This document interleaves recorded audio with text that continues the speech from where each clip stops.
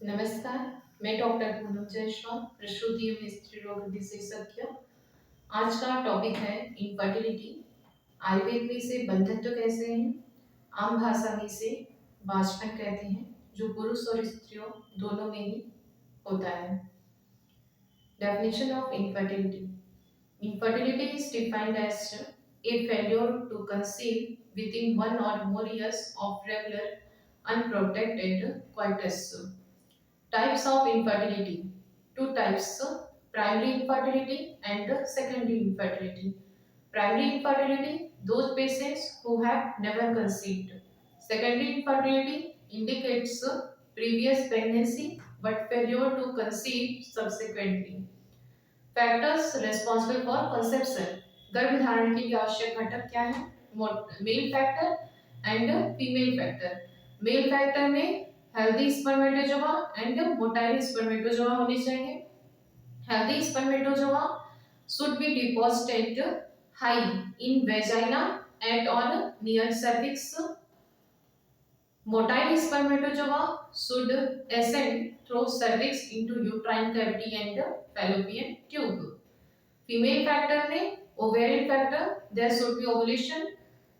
Tubal factor, fallopian tube की जो फेमरेटेड and होती हैं वो उस साइड को पिकअप करती हैं, और फेलोपियन ट्यूब का जो एम्पला पार्ट होता है वहां पर हेल्दी स्पर्मेटोजोआ उस साइड को फर्टिलाइज करता है, एंड एम्ब्रियो जो है after 3 to 4 days of fertilization जो है वो यूट्राइन कैविटी में जाती है एंड कॉन्सेप्शन हो जाता है।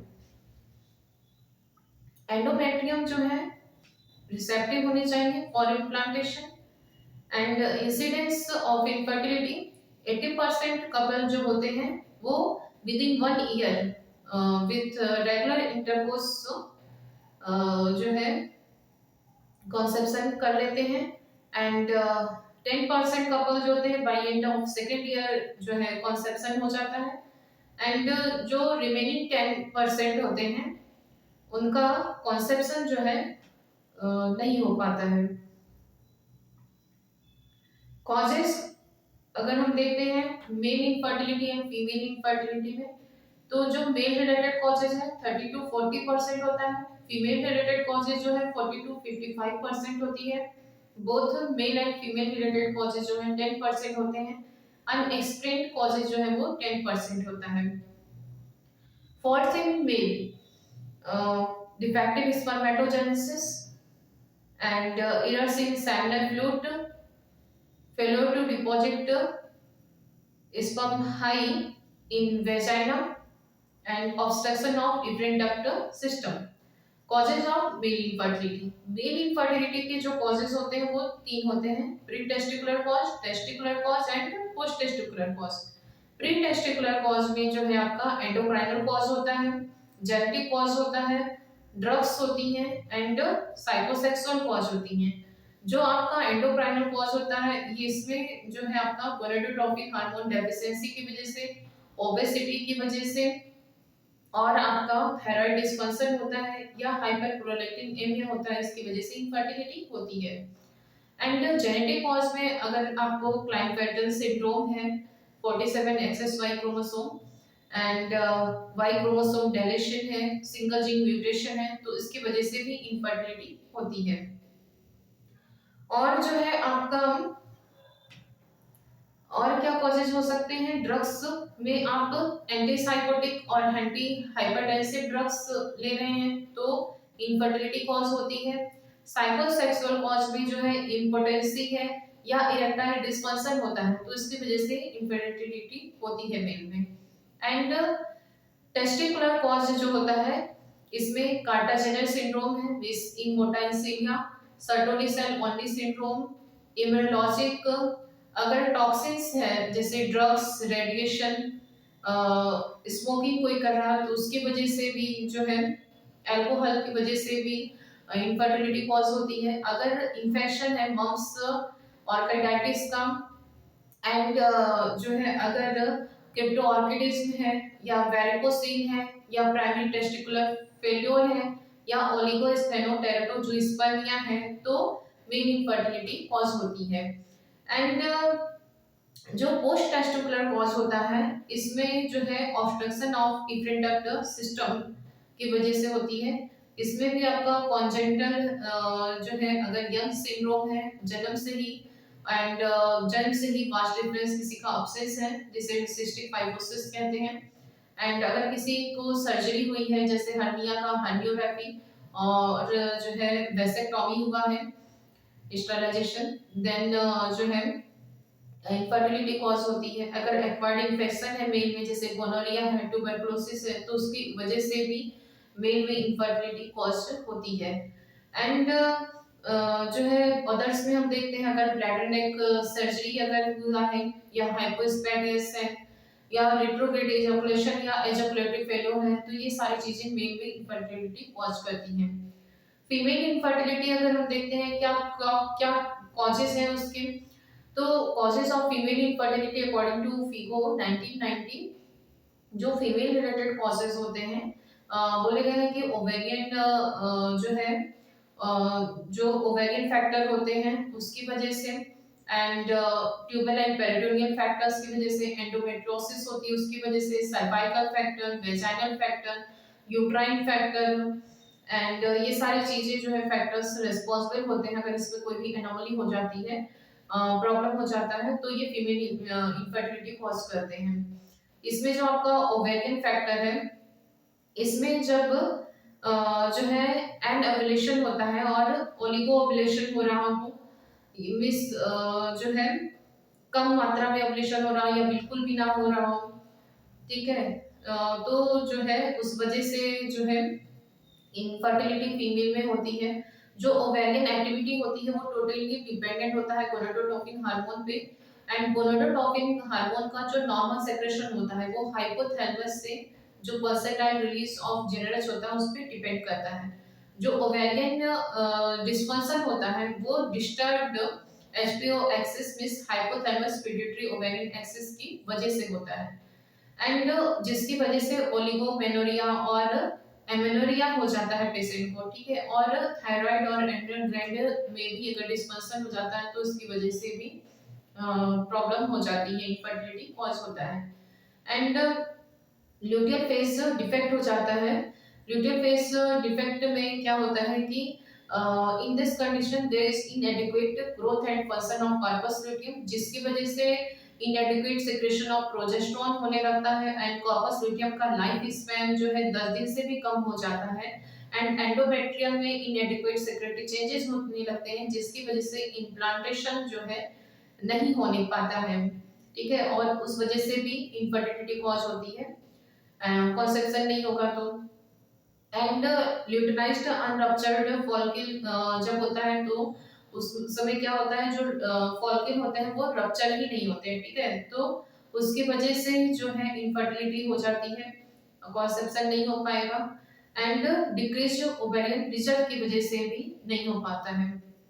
आपका जो है यूट्राइन फैक्टर जो होते हैं, यूट्राइन फैक्टर में जब कॉन्जेंटल मेलफॉर्मेशन ऑफ यूट्रस होता है, यूट्राइन से नीचे है, एंड यूट्राइस में फाइब्राइड अगर हो जाता है, यूट्राइन फाइब्राइड, तो एंड जो है एंडोमेट्रियम में जो है इनएडिक्वेट सेक्रेटरी चेंजेस होते हैं, तो उसकी वजह से हो जाता है, यूट्राइन से नीचे होता है, जिससे यूट्राइन वाला आपस में जब चिपक जाती है तो उसकी वजह से भी कंसेप्शन होने में प्रॉब्लम होगी। एंड सर्वाइकल फैक्टर में हम देखते हैं कि अगर कोई भी फिजियोलॉजिकल डिफेक्ट है या एनाटॉमिकल डिफेक्ट है, अब जो सर्विक्स का एनाटॉमिकल डिफेक्ट होता है उसमें क्या होता है कि एक्यूट इनॉकेशन ऑफ सर्विक्स हो, या second degree of uterine prolapse होता है, या फिर जो है आपका जो सर्वाइकल कैनाल है may be occluded by polyp, then तब हो जाएगा। एंड जो है जो फिजियोलॉजिकल डिफेक्ट है उसमें आपका जो सर्वाइकल म्यूकस होता है उसके कंपोजिशन में जो है प्रॉब्लम हो जाती है, डिफॉर्मिटी हो जाती है, जिसकी वजह से इनफर्टिलिटी कॉज होती है। वेजाइनल फैक्टर में क्या है कि जो वेजाइना होती है उसमें ट्रांस वेजाइनल सेप्टम होता है, एंड पार्शियल और कंप्लीट वेजाइनल एट्रेशिया होता है, एंड नैरो इंट्राइटस और सेप्टेड वेजाइना की वजह से भी इनफर्टिलिटी कॉज होती है। एंड आपका जो ट्यूबल फैक्टर होता है, पेरिटोनियल फैक्टर, इसमें क्या होता है कि ट्यूबल जो ब्लॉकेज होती है, ट्यूबल ऑक्लूजन हो जाता है, उसकी वजह से इनफर्टिलिटी होती है। जैसे कि अगर कोई भी पेल्विक इन्फेक्शन हो जाता है, ठीक है, तो जो है पेरिट्यूबल एडहेजन हो जाए, या एंडोसल्फिक डैमेज हो जाए, या जो है आपका जो फैलोपियन ट्यूब है उसमें ट्यूबल स्पाज हो जाए, म्यूकस जो ट्यूबल लेवल में म्यूकस डेब्रिस जो होती हैं वो हो जाए। तो इन सारी चीजों की वजह से जो है, और जो है कंसेप्शन नहीं होने पाता है, या सर्पिंजियल जो है स्टिविका नोटेशा हो जाए, ठीक है। तो ये सारी चीजें जो है कॉज करती हैं इनफर्टिलिटी को, जो कि कंजेनिटल होती हैं, ठीक है। तो ये हो गया आपका मेल इनफर्टिलिटी के कॉजेस। अब हम लोग देखते हैं इन्वेस्टिगेशन, मेल और फीमेल दोनों में ही इन्वेस्टिगेशन अगर हम कर रहे हैं तो उसका ऑब्जेक्टिव उद्देश्य क्या होना चाहिए? To detect etiological factor, to rectify abnormality in an attempt to improve fertility.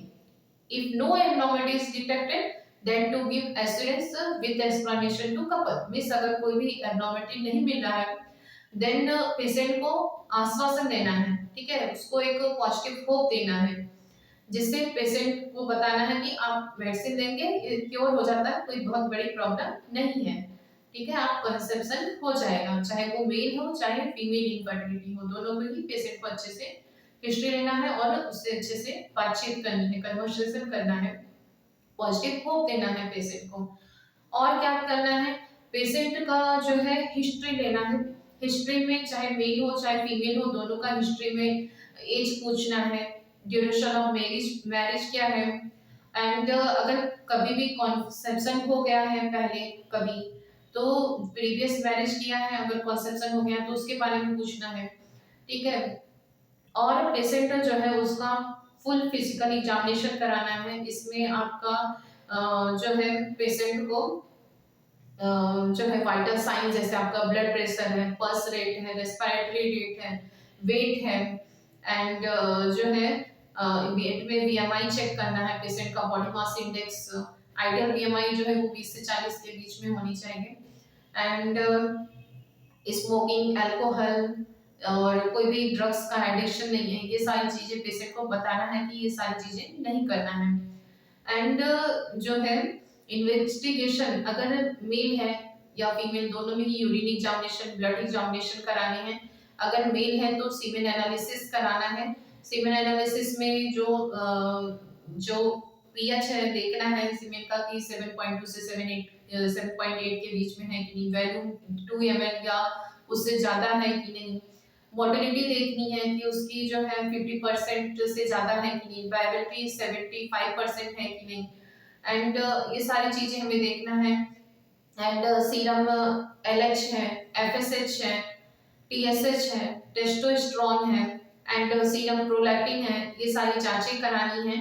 And जो है यूरिन का कल्चर एंड सेंसिटिविटी टेस्ट कराना है, ट्रांसरेक्टल अल्ट्रासाउंड कराना है, वेस्टोग्राम करना है, एंड हार्मोन एस्टिमेशन कराना है पेशेंट का। और जो टेस्टिकुलर होते हैं, जो टेस्टिस है उसका टेस्टिकुलर बायोप्सी कराना है, अगर क्लाइनफेल्टर सिंड्रोम है कि नहीं ये पता करने के लिए कैरोटाइप एनालिसिस कराना है पेशेंट का। ये सारी चीजें पेशेंट का कराना है। और जो सेमिनल फ्लूइड है उसमें फ्रक्टोज का कंटेंट देखना है कि क्या है, ठीक है। अगर फीमेल इनफर्टिलिटी है तो फीमेल इनफर्टिलिटी में भी आप जो है सीरम एलएच है, एफएसएच है, टीएसएच है, एंड हार्मोन एस्टिमेशन में आप जो है serum LH, serum progesterone, serum estradiol, and urine LH, ये सारी चीजें चेक करेंगे। वेजाइनल एग्जामिनेशन में आप जो है जो वेजाइनल साइटोलॉजी एंड जो है ग्राम एमिस्टेन कल्चर कराएंगे जो वेजाइनल एग्जामिनेशन के थ्रू, ठीक है। और जो है जो पेशेंट है उसका जरूरत पड़े तो ओवुलेशन को डिटेक्ट करने के लिए हो रहा है कि नहीं, तो डायरेक्ट लैप्रोस्कोपी करा सकते हैं पेशेंट का। एंड जो है मेंस्ट्रुअल हिस्ट्री से उसके और वेजाइनल साइटोलॉजी जो हम हार्मोन एस्टिमेशन करा रहे हैं उसके थ्रू आप पता कर सकते हैं कि उसको ओवुलेशन हो रहा है कि नहीं सही से। इन्वेस्टिगेशन के बाद में सारी चीजें जब पता हो जाए कि क्या है कैसे, तो जो है आपको ट्रीटमेंट देना है अकॉर्डिंग टू मॉडर्न जो है एलोपैथिक मेडिसिन जो चलाया जाता है। क्या क्या होता है, अगर मेल इनफर्टिलिटी है तो सबसे पहले क्या है ट्रीटमेंट में, सबसे पहला चीज, चाहे वो मेल हो चाहे फीमेल, दोनों को पौष्टिक होप देना है। ठीक है, उनका जनरल केयर करना है, उसका जो पेशेंट है उसका हेल्थ चेकअप करना है उसका कि हेल्दी है कि नहीं। ठीक है, चाहे मेल हो चाहे फीमेल, दोनों में ही करना है। एंड जो है अगर ओबेस है पेशेंट तो उसको वेट रिड्यूस करने के लिए बोलना है। जैसे फीमेल है तो पीसीओएस के केस में वेट जो है ओबेसिटी होती है, वेट जो है रिड्यूस करने के लिए उसको बोलना है। ठीक है, फीमेल हो चाहे मेल, दोनों में वेट रिड्यूस करने के लिए बोलना है। एंड जो मेल या फीमेल है उसे बोलना है कि टाइट एंड वार्म जो है अंडरगारमेंट्स या जो पैंटीज वगैरह वो पहनती है तो उसको नहीं पहनना है। हाइजीन को मेंटेन करना है। एंड स्मोकिंग अल्कोहल का जो है एडिक्शन नहीं करना है। अगर मेल है तो जिस स्पर्मेटोजेनेसिस डिसऑर्डर हो रहा है या स्पर्मेटोजेनेसिस में प्रॉब्लम ना हो तो उसके लिए जो है ऐसी कोई अगर मेडिसिन ले रहा है जिसकी वजह से प्रॉब्लम हो सकता है, इनफर्टिलिटी कॉज हो सकती है, लंबे समय से कोई मेडिसिन ले रहा है तो उसको अवॉइड करना है उसको कि वो मेडिसिन ना ले।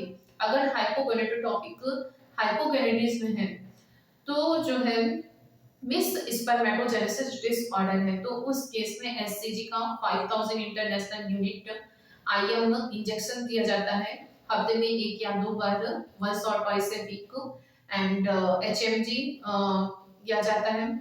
एंड जीएनएच पल्सर थेरेपी दी जाती है। Clomiphene citrate 25 mg body for 3 month दिया जाता है। एंड अगर हाइपरगोनेडोट्रोपिक हाइपोगोनेडिज्म है then no form of medical treatment can be improve fertility in men. And clomiphene citrate जो है ये फीमेल में 25 mg दी जाती है, सॉरी मेल में 25 mg एंड फीमेल में 50 mg डोज इसकी होती है। एंड अगर इरेक्टाइल डिस्फंक्शन है, इम्पोटेंसी है मेल में तो जो है टैबलेट सिल्डेनाफिल होती है 100 mg दी जाती है ओडी। और जो है अगर फीमेल इनफर्टिलिटी है तो फीमेल इनफर्टिलिटी में भी पेशेंट का जो है जो पेशेंट है उसको पॉजिटिव होप देना है एंड समझाना है कि ये सब सारी चीजें क्योर हो जाएंगी, कंसेप्शन हो जाएगा, उसे पॉजिटिव देना है। क्योंकि आप किसी को अगर पॉजिटिव करते हो देन आधी बीमारी आपकी ऐसे ही सही हो जाती है 50%। ठीक है, एंड 50% मेडिसिन क्योर कर देगी, चाहे वो एलोपैथिक मेडिसिन हो चाहे आयुर्वेदिक मेडिसिन। आयुर्वेदिक मेडिसिन से भी जो है बहुत ही अच्छे से ट्रीटमेंट होता है और लोग गर्भ धारण करते हैं, कॉन्सेप्शन होता है अच्छे से। अगर फीमेल इनफर्टिलिटी है तो उस केस में क्या करना है, जो है उसका भी जनरल केयर करना है, उसका हेल्थ का ध्यान देना है अच्छे से, वो भोजन प्रॉपरली न्यूट्रिशियस फूड वेजिटेबल्स, ठीक है, मिल्क इंटेक करें, सारी चीजें। और क्या जो मेडिसिन हम देते हैं चलाया जाता है पेशेंट को allopathic medicine, clomiphene citrate 50 mg जो है उसे OD for 5 days and start किया जाता है फ्रॉम सेकेंड डे। एंड जो कुछ टैबलेट ये हैं एंड लेट्रोजोल 2.5 mg जो है ओडी फॉर 5 days दिया जाता है, इसे स्टार्ट किया जाता है from third day to day 7। And जो है अगर जो रप्चर फॉल्किन नहीं हो रहा है तो एससीजी का 5000 से 10,000 का इंटरनेशनल यूनिट आईएम इंजेक्शन दिए जाते हैं। और सीरम प्रोजेस्ट सॉरी नेचुरल प्रोजेस्टेरोन भी दिया जाता है अगर उसको सपोजिट वेजाइनल सपोजिटरी के फॉर्म में। और जो है और अगर जो है विटामिन या उसको आयरन की कमी है तो उसके लिए वो टैबलेट दिए जाते हैं जो यूट्रस को जो है हेल्दी करे, स्ट्रॉन्ग बनाए। ठीक है, और मल्टीविटामिन्स के लिए दिए जाते हैं। और जो है पेशेंट अगर और कोई भी जैसे कि डायबिटीज मेलाइटस है तो एंटी डायबिटिक ड्रग दिया जाता है, हाइपर इंसुलिनीमिया है तो मेटफॉर्मिन दिया जाता है, एंड हाइपर प्रोलेक्टिनेमिया है तो ब्रोमोक्रेटिन मेडिसिन दी जाती है। और जो है ये सारी चीजें मेडिसिन जो है दिया जाता है, और एंड्रोजन एक्सेस में होता है तो डेक्सामेथासोन दिया जाता है। ये सारे मेडिसिन जो हैं जो चलाए जाते हैं। उसके अलावा सर्जरी होती है। सर्जरी में जो है लैप्रोस्कोपिक ओवेरियन ड्रिलिंग की जाती है और बाइलैटरल ओवरीज का वेज रिसेक्शन किया जाता है। अगर पेशेंट ओबेज है, जैसा कि पीसीओएस के केसेस में होता है, तो उस केस में ओबेसिटी में जो है बैरिएट्रिक सर्जरी भी की जाती है। और जेस्टेशनल सेरोगेसी भी एक ऑप्शन होता है, जिसमें क्या होता है कि जो कोई भी ऐसी मदर महिला का जो है वम जो है यूट्रस गर्भाशय को चूज किया जाता है जो हेल्दी है और उससे कोई भी आपत्ति ना हो, तो उसमें जो है एआरटी की हेल्प से एम्ब्रियो को वहां पर इम्प्लांट किया जाता है, ट्रांसफर किया जाता है। बाकी अदर मेथड भी हैं। मेल में भी जैसे आप इनफर्टिलिटी होती है तो एआरटी, आर्टिफिशियल जो है, सॉरी, आईआरटी क्या है, असिस्टेड रिप्रोडक्टिव टेक्नोलॉजी। इसमें जो है आपका IVF act, in vitro fertilization and embryo transfer है, एंड गैमेट इंट्राफैलोपियन ट्रांसफर किया जाता है। मेसा है, पेसा है, आईसीएस है, एंड एड है, means artificial insemination with donor sperm. ये सारी चीजें की जाती हैं। ये आपका जो है मॉडर्न पॉइंट ऑफ व्यू से है। Thank you.